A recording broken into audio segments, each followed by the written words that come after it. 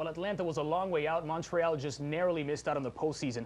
What can we take from Montreal's first and last season in NASL? Montreal's club nickname certainly is appropriate. They made an impact by representing French-Canadian soccer at the highest level, and the club played an important part in establishing the legitimacy of the NASL.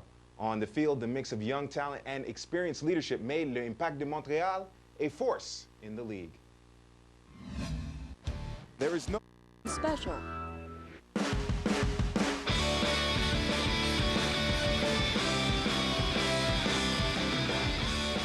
Hello again for the restart on Team NASL. I'm joined by Juan Arango, and we start to focus on the playoff teams from the first full season in NASL. Minnesota Stars just managed to make the quarterfinal cut, Juan, but needed to close out on a 4-game unbeaten streak to fend off Montreal. You're exactly right. You know, there's a saying that there's those people that come in last usually come in the best in the NASL. In the playoffs, Manny Lagos of Minnesota wanted to turn that saying into a fact. Their mad rush into the playoffs saw them in a good run of form, and sometimes that's all you need in order to make that last in the Cinderella season. Manny Lagos. That late surge by the Impact didn't just keep Minnesota on its toes, but also posed a serious threat to FC Edmonton. The Eddies almost gave it away down this stretch, Juan, but they did manage to back their way in. Exactly. It's those points that you don't get at the beginning that you end up lamenting in the end. And FC Edmonton's maiden voyage in the NASL was one where they showed a lot of growing pains in their first-year franchise. From their brilliant start at the beginning of the season, well, they showed some potential. But the losses proved that there was still a lot to learn.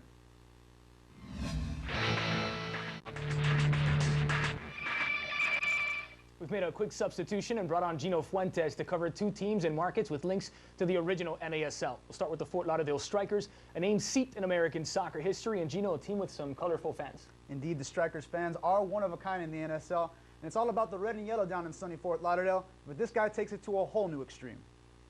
The Ultimate Striker came about because the team needed somebody in the crowd to rile them up, you know, give the crowd an extra boost and support. My game day costume usually consists of the shirt that I handmade, tailored myself, and just the face paint.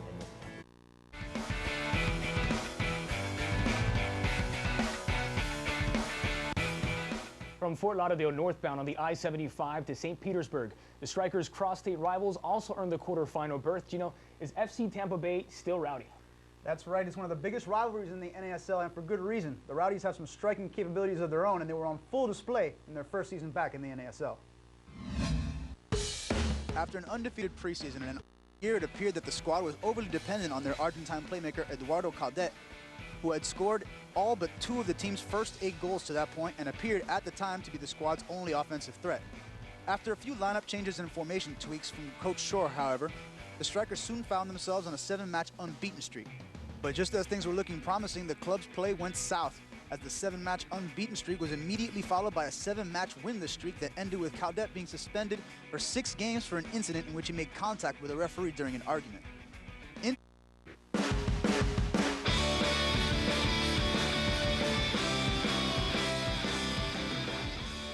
Hi again, you're watching Team NASL, and we've covered 6 of the 8 teams in the inaugural season, but the top 2 are still in front of us. When thinking about Puerto Rican sports, soccer may not be the first thing that comes to mind. The Caribbean island has a rich tradition in baseball, boxing, and even basketball of late. But the Puerto Rico Islanders are putting the beautiful game on Puerto Rico's sports map, and of course winning makes it that much easier. The Puerto Rico Islanders won the playoffs. As good as the Islanders' regular season was, only one team earned the right to be called regular season champion. The Carolina Railhawks have been on a steady climb since Coach Martin Rennie took the reins in 2009. From a USL quarterfinal finish in his first year at the helm to a Division II finals appearance in 2010, now a regular season title in the NASL, setting franchise records along the way.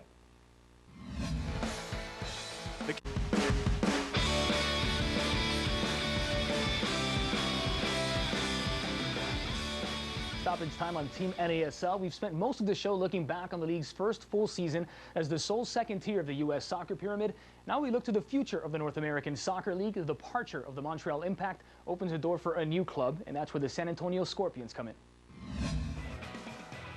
The San Antonio Scorpions are the 3rd team born under a new North American Soccer League following the 2010. We are just about fresh out of soccer for this first edition of Team NASL, but before we go, some parting words. Au revoir Montréal and bonne chance dans la MLS, and watch out Atlanta, they're going to be a team next season for the playoffs. Exactly, and while some are saying au revoir, some are saying hola, as the case is with San Antonio and their #1 fan. Look forward to seeing them in a very interesting 2012 season. Down to the cream of the crop in the NASL, the Final Four. Enjoy the playoffs, everyone. And with that, we leave you with an update. The next couple of shows, October 21st and November 4th. We hope you'll join us for both as we cover the rest of the NASL postseason, goals, highlights, and of course, the eventual champion. We'll leave you with some images of stars from the NASL's past, starting with Gol TV's own Ray Hudson. Until next time.